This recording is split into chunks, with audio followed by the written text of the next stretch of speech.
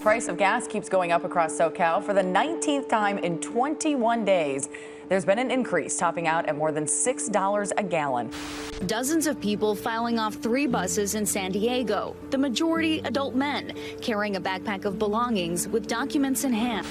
In San Francisco, LGBT history is all around, but state school officials today adopting new guidelines, making the history part of classroom lessons in all California schools.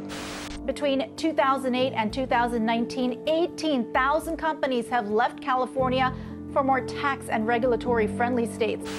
The city by the bay has become a city in crisis. San Francisco is overrun with drugs, crimes, homelessness, and billions are being spent to find a solution, and nothing works so far.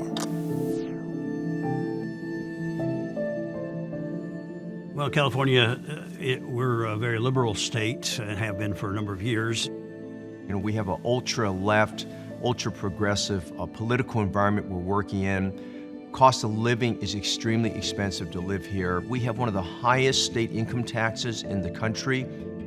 The school systems are all principally run by more liberal thinking people. You know, we have a large population of people in this state. We're talking about, what, 34, 35 million people in this state, the majority of which are not saved. If everyone leaves, who's going to reach these sinners?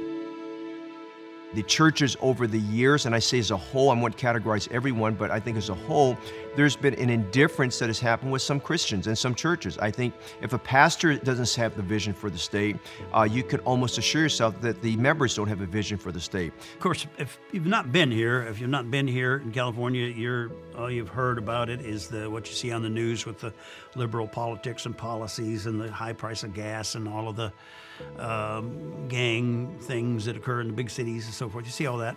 But I think out-of-state people are often not aware that there is a good number of places, churches like ours around the state that are counter to that culture and are successfully, building ministries and building lives and families and having an impact. And I'm thankful both in Northern and Southern California. We have faithful churches, faithful men, people that stand by the stuff. They haven't changed in their standards. They haven't changed in their Bible. They haven't changed their preaching. They haven't changed their outreach. And so we do have liberals here. But I mean, I think for someone who's a non-Californian, you should look at the state of California as a mission field. I mean, here, people know they're lost. They know they're in sin. They know they need to get saved. And they want to know. And I mean, if you've ever had any envisionment of going to the mission field and reaching somebody in the 1040 window, they're right here in our neighborhood. They're right here, and they're the same people that they need someone like ourselves to sit down and establish a relationship with them, to lead them to the Lord and help them realize that they can be set free from the bondage of sin and live in the liberty of the Lord Jesus Christ. Well, I understand some of the, quote, flack that California takes. I do understand that. Politically and other ways, I wouldn't choose to live here.